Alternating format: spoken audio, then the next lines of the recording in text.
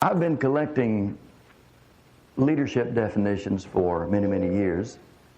And one of the things you learn as you try to get a definition of leadership is that there is no real consensus. There is no one official statement that defines leadership to everyone's satisfaction.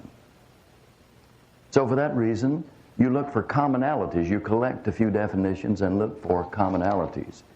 And so what I've done is I've put a few on one page, and I could have brought you 10 pages like this. As a matter of fact, I have it out in the car, and I'll bring some books in a little while. But I think Stephen Covey has a terrific collection of definitions in his great book called The Eighth Habit, and I'll show you that in a little while. Let's look at some of these. Leadership is the behavior of an individual when he is directing the activities of a group toward a shared goal. Shared goal. Talking about Covey's book, he has a DVD with this book, The Eighth Habit. And it's about, maybe 10 or 12 little vignettes of material. And one of them is where he takes a camera crew to a number of businesses and corporations. And he probably could have done the same by going to churches. But he interviewed people on camera and asked them what was the goal of their business or their organization. And it's hilarious because the people who work there don't know. They don't know the goal. And sometimes they would say, well, they never tell us, or they haven't told us, or we aren't aware. Or they would try to fake it and come up with some, just manufactured statement of what the goal is. And they didn't know. And then he takes another scenario where he shows some kids on a soccer field. And some of these little kids don't understand that the objective is to kick that ball into that goal. They just don't. They're out there knocking around and they just don't understand the number one objective. I read a book once called The Goal by Elihu Goldratt. Isn't that a great name, Elihu Goldratt? I think if that were my name, well, I guess I'd keep it because, your mama gives you your name, your mom and your dad. One guy went to a judge and asked if he could change his name. And the judge said, well, I guess so, but why would you want to change your name? He said, Judge, my name is Frank Skunk. And the judge said, oh, okay, all right. Well, what would you like to change your name to? He said, Charles Skunk. Anyway, in this book, The Goal, this guy is the plant manager. And he realizes that he has several hundred employees that don't understand what the goal of the company is. And he's trying to figure out a way to articulate the goal in such a way that that everyone will grasp it, from the janitor to the all the foreman and every employee. But he also, and so finally he gets to the point where he has at least a statement that he's sharing with the employees. But things are still not getting better, and it doesn't seem like everyone is rallying around the goal. Well, he's also a Boy Scout leader. And one weekend he takes his Boy Scouts on a hike. And he instructs them that when they leave the campsite that they're going to go to a certain summit up on the mountainside. And that he wants the boys to walk 10 paces apart, 10 yards apart. And so here he goes. He's leading, and he wants 10 yards behind him. He wants the first kid, and then 10 yards behind that one, he wants the second, all the way. Well, after a while, he realizes that only about half the group is with him. The other half, they're just way back there. There's a huge gap. And so he stops, and he just has everyone to stand in place, and then he goes back, and he goes back, and he goes back, until he finally finds the second half of his troop. And it turns out that one of the little boys is slower than the rest. His name is Herbie. And so Herbie kept falling behind. Soon it was 11 yards, and then it was 12 yards, and then it was 13, and then it was 20, and then it was 30. Well, the rest of the kids behind Herbie, well, they were keeping their distance, you see. And so what happened was that they got separated from the rest of the group, the leaders. Now there's a message in this if you look for it. And so finally what he realized is that Herbie was a bottleneck. You know what a bottleneck is? That's when things are constricted and the flow of things gets choked. And so he said, I've got to eliminate this bottleneck. And then it dawned on him, and he figured out how to fix it because he put Herbie up at the front of the pack in that particular story. But it dawned on him that back at the plant that he was trying to get profitable, that there were some bottlenecks. Sometimes it's a person, sometimes it's a process, sometimes it's a system, sometimes it's a machine. And so what he did, he challenged all of his people to find the bottleneck. What's holding us back? What's keeping us from moving forward? And so they all started looking for bottlenecks that they could eliminate. And they were successful in eliminating one. It was a certain kind of machine that kept giving problems, a big machine that needed a lot of maintenance and all that. But then he learned something else. Every time you eliminate a bottleneck, guess what? It creates another one somewhere. So you got to constantly, if you're a leader, you've got to constantly be looking for the bottleneck. What's holding us up? Who's slowing us down? What process, what system is keeping us from accomplishing the things that we know we're supposed to be accomplishing? So all that just from that one statement about the goal, okay? Moving on these definitions. Leaders are those who consistently make effective contributions to social order and who are expected and perceived to do so, according to Hosking. Kouzes and Posner, these guys wrote a terrific book on leadership called The Leadership Challenge. And they say leadership is the art of mobilizing others who want to struggle for shared aspirations. That means to be a part of a group or a team. I call our employees at Heritage team members. And sometimes we talk about ourselves as the Heritage family. We talk about the Heritage way.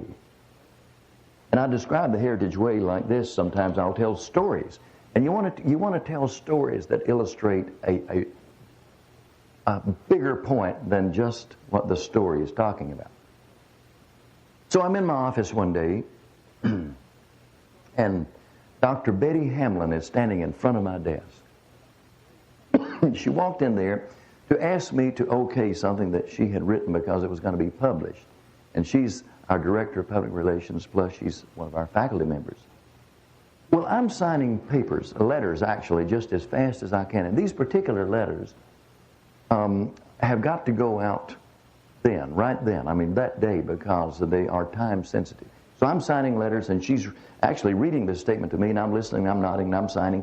And so I said, well, that sounds good, Betty, let's go for it. And then I say, Betty, as I finish the last letter, would you be willing, I said, now I know this is not your job, but would you be willing to take these letters to the mail room, because these have got to go out today. And you know, I knew she'd be walking right past the bedroom, the mail room rather. And so she said, she laughed, and she said, I think I said something like, you're too classy a lady to ask to hustle mail to the mail room, but would you please be willing to do that for me? She laughed and she said, not only will I do it, I will be glad to do it. Well, I told that story several times as we would have employee meetings. And I said, the point was, that's the Heritage way. That's the kind of folks we are. We'll do whatever it takes to move the organization forward. Yes, we have job descriptions, but job descriptions are not holy. They're man-made, and we need to learn to be flexible. And if something needs to be done, and if we are there and we have the time and the resources and the energy to do it, the opportunity to do it, then we need to take care of it. I read a book once about a guy who owned a restaurant, and like all restaurant owners, he was looking for ways to control cost and try to keep things profitable. And so he kept noticing that his employees would leave things undone, or they would walk right past something that needed to be addressed or handled. And when he would talk to them about it, they would say, well, but that's not part of my job description. And so he'd say, well, okay, then let's add this to your job description. And so pretty soon, he had these long job descriptions for every employee. And one day he was walking through the dining room, and there was a piece of lettuce on the floor. And he watched waiters and waitresses, the maitre d', everyone walk right past that piece of lettuce, and no one would pick it up. Oh, he would just, so he ran over there and he picked it up himself, and then he realized the reason no one picked up this lettuce is because I've not put on anyone's job description, if you see a piece of lettuce on the floor, be sure to pick it up.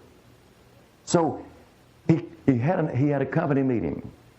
He met with everyone. He says, look, this job description business is not working out because I cannot make a list long enough for everyone to cover everything that needs to be done around here. So he said, I want to assign you to certain responsibilities, but I want to also ask you to approach your job as if you are the owner of this restaurant. Now, he says, when you are the owner of this restaurant, and when you have that mindset, anything you see that needs to be handled or addressed, I want you to handle it. If you see fingerprints on the glass on the front door, handle that. If you see lettuce on the floor, handle that. If you see someone who maybe is minus a fork, get them a fork, whatever it takes. And he said his business started going better once people realized that they were members of a team, a family, an organization. Now this has church application, you understand. That's the reason I'm telling you these stories. You see, you can't come up with enough deacons to handle everything that needs to be handled in the normal, everyday activities of a church family. So, and job descriptions are good to a certain extent, but it's the day that we assume ownership that we start getting better as a group. A leader is a man, this is Harry Truman, a leader is a man who has the ability to get other people to do what they don't want to do and like it. That's Truman. Nobody but Truman could say something like this. Warren Bennis, the next one there, Warren Bennis is a leadership guru. Now listen, he's in, I think he's at Stanford. He's in California, but you'll see him sometime on C-SPAN, especially between Christmas and New Year's. There's always a lot of seminars on C-SPAN, which usually are hosted by the American University in Washington, D.C. And they have all kinds of interesting things on there. And sometimes they have leadership seminars. And I've seen Bennis on there lecturing, and he's terrific. And I've spent some time, with him in the audience with him on the stage and listening to him teach. He said, all great leaders I have known seem to have a strong sense of purpose. A strong sense of purpose. We'll talk more about that in a little while. Leadership is the capacity and the will to rally men and women to a common purpose and the character which inspires confidence. Character does count, doesn't it? F.A. Minsky said, a leader is a visionary that energizes others. This definition of leadership has two key dimensions: creating vision of the future. Now, what is a vision? Let's talk about vision for just a moment. A vision is a snapshot of the job completed. It's a portrait of, if you're climbing a mountain, the vision is a portrait of the top of the mountain. It's a dream that pulls you forward. That's what a vision is. And so a leader is someone who is able to articulate a vision creating a vision, and inspiring people to make the vision a reality. Now, how do you inspire people to make the vision a reality? By talking about what it's going to be like when you get there. How it's going to sound and smell and look and feel. So I was a little kid preacher in Rogersville, Alabama, and the church there averaged about 240 with gusts of 250 to 260 occasionally. And so we're going to have a summer meeting. And I can tell by the way the folks are talking that they're just expecting a routine meeting like they've always had. They're just going to go through the motions, get it done, get their ticket punched, and go home. And wait until next year and do the same thing all over again. Maybe one or two of the kids will be baptized.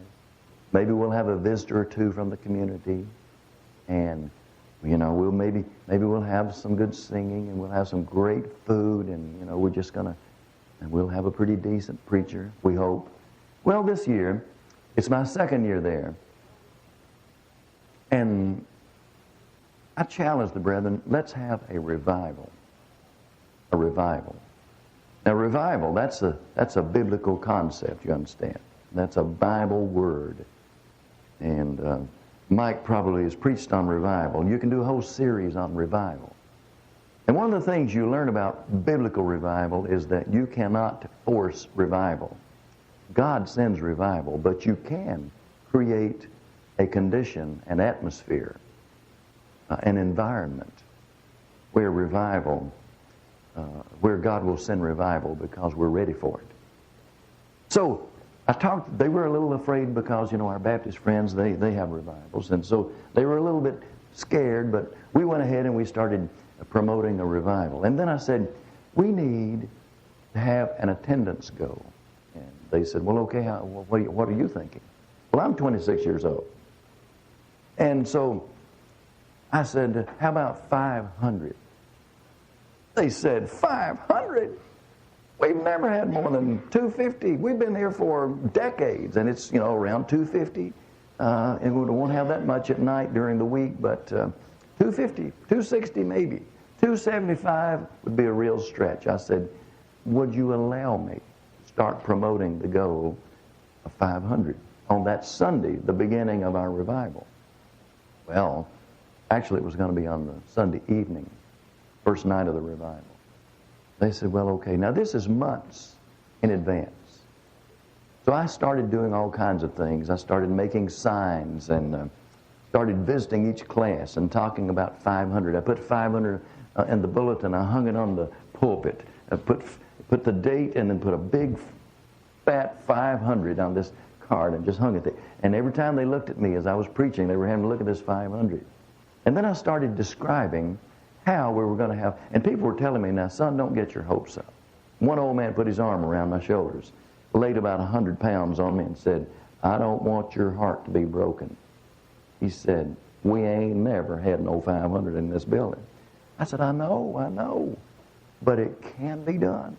So I started describing how that it was going to look and sound. And I talked about how that we'd have to put a folding chair at the end of every pew on both sides, both ends. And how that kids would be all up around the pulpit. We'd seat the children on the steps all around. It'd be a beautiful thing. And the deacons would have to stand in the back. And some of the teenage boys would have to stand all around the back wall and in the foyer.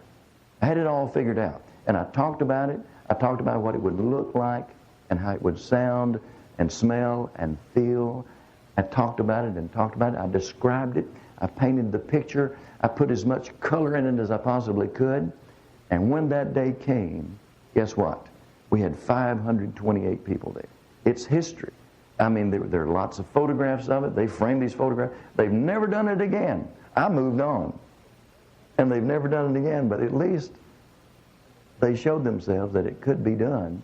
Why? Because there was a vision placed before them. How it's going to be. And I constantly talked about that vision. Well, that's a good example of leadership. Warren Bennett says this, leadership is the capacity to enroll people in a vision. Joel Barker. Now, Joel Barker wrote a book called The Future Edge. The Future Edge. And here's what he said. A leader is someone you will follow to a place that you would not go by yourself. Now, that is a good definition of leadership. A leader is someone you would follow to a place that you would not go by yourself.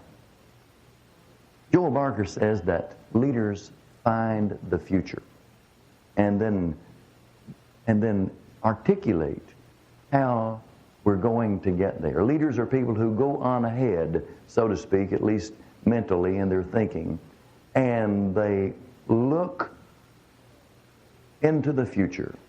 And then they say, I know how it's going to be. I know how to get there. I have gone ahead, and if you will follow me, I will take you to a better place. If you will follow me, I will take you to a better place. Well, leadership is influence, John Maxwell says. How many of you know who John Maxwell is? And you've read his books. Okay. He probably is the most prolific writer when it comes to leadership. And he uses lots of church applications. He was a preacher. He's now just a very successful and wealthy business owner and author and speaker. He gets $60,000 to come and talk a little bit about leadership. And then he sells his books on top of that. So he's very successful. He says leadership is influence. And that is a good definition right there.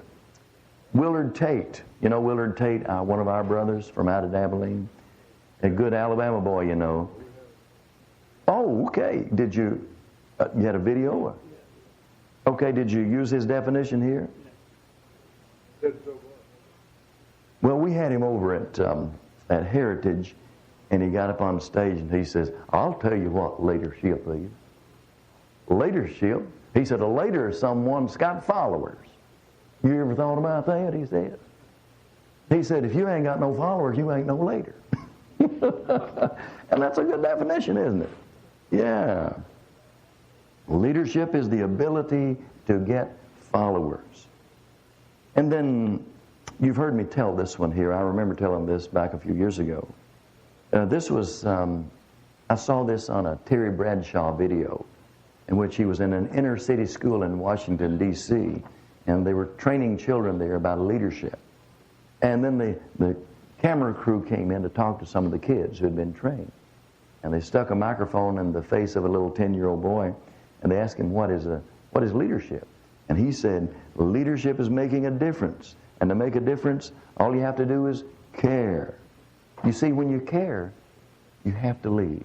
You just cannot stand idly by. You have to do something. People who care are people who do something. Colin Powell says leadership is responsibility. I brought some notes with me on Powell's definition of leadership. Or rather on his philosophy of leadership. And if we have time, I'll share that with you. Okay, anybody want to comment on any of these or add anything to any of these? Agree or disagree? This is not Bible. This is just men's words, but you don't have to agree with any of them. I tell our students, anything that I teach you and talk about in my class that is not Scripture, you are free to disagree with or not accept. I expect you to be in agreement with God when I teach you Scripture, but man-made stuff you can wrestle with. Anyone want to add anything to these? Again, I could have brought you 10 pages of statements like this because they are abundant. Abundant. Well, the next thing I want to do, and I realize we're coming up on a break in 10 minutes, is I want to get into a thing called learning to lead. Learning to lead. Now, I don't know if I will be approaching this in a way that suits you best or not, but any one of you can talk about the qualifications of elders and deacons. I mean, you know, that's just, that's not where I can help you the most. I mean, we can do that anytime. What I want to do is talk about leadership in a broad sense, in which you can apply to elders deacons, boys, on the job, here at church. We're just talking about leadership in every way.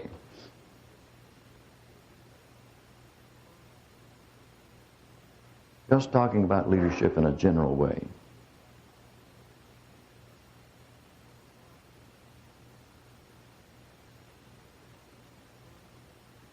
Okay, what we'll do now is we'll fill in some blanks. Now, you need to know that there is no one certain way to do this. As a matter of fact, I want us to brainstorm on the way in which, the various ways in which we could fill in these blanks, okay?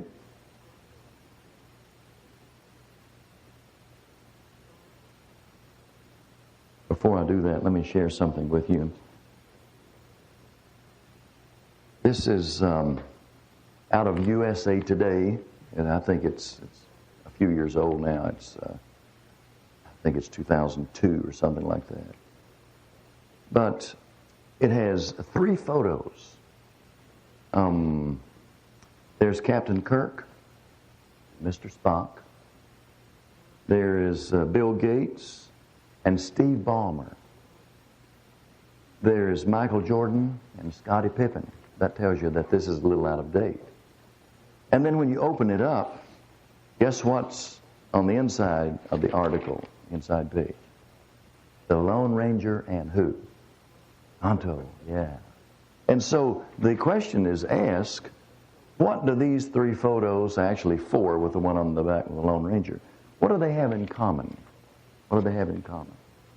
And that is that whether it's Captain Kirk, the Lone Ranger, Bill Gates, or who else there, or Michael Jordan, they need someone to work with them in order for them to be as effective as they are. And the point is, and this is an article about leadership. And the point is that in order for anyone to be a leader, they must have followers. And in order for leaders to be effective, they must recognize the importance of followers. You see, Jordan knew how important Scottie Pippen was to him. The Lone Ranger wouldn't dare go out there by himself, even though he was called the Lone Ranger. He wasn't the Lone Ranger, was he? He always was looking for Kemosabe, take care of him and help him as they accomplished great things and went out and caught the bad guys. And so, by the way, there's some things on the back. 10 things your leader, your manager, your boss wants you to know. Number 1, don't take it personally when I'm abrupt. Bosses don't necessarily handle stress any better than anyone else does. Got that? Leaders get stressed too. Bosses, business owners, elders, deacons. Number 2, I can't make a federal case out of every issue that is important to you. The elders know this. Somebody will come to them and they're just all worked up over something, and they've got to have immediate attention given to this thing. Well, 99% of the church is not bothered by it. And so the elders have to realize that, if we just run off and go into a frenzy taking care of this person's, this is a major issue to this person, but we've got the whole flock to look after. Not just the major concerns of one person. I am not King Solomon, your boss wants you to, or your leader wants you to know. When you and a coworker both want the same thing, I'm not King Solomon on knowing how to handle that. Did you know your leaders, your bosses, your elders, and business owners are not King Solomon? Sometimes people will bring things to me, and it is a hairy problem. It's a knotty, gnarly thing. And I will tell them, I will say, I don't even think Solomon would know what to do about that one. And so, and I surely don't, and I wouldn't pretend to know what to do about it. I mean, in church life, when people's lives get so balled up, there's so much going on, it's in the background, it's like trying to unscramble an egg. You can't. It's like sorting out spaghetti. You can't. I mean, sometimes no one knows but the Lord can be done or should be done or must be done. Don't give me a reason to watch you like a hawk. You're the expert on your job, not me. Your boss, your leader wants you to know that. You are supposed to be the expert. Don't expect me to know everything I know plus all that you're supposed to know.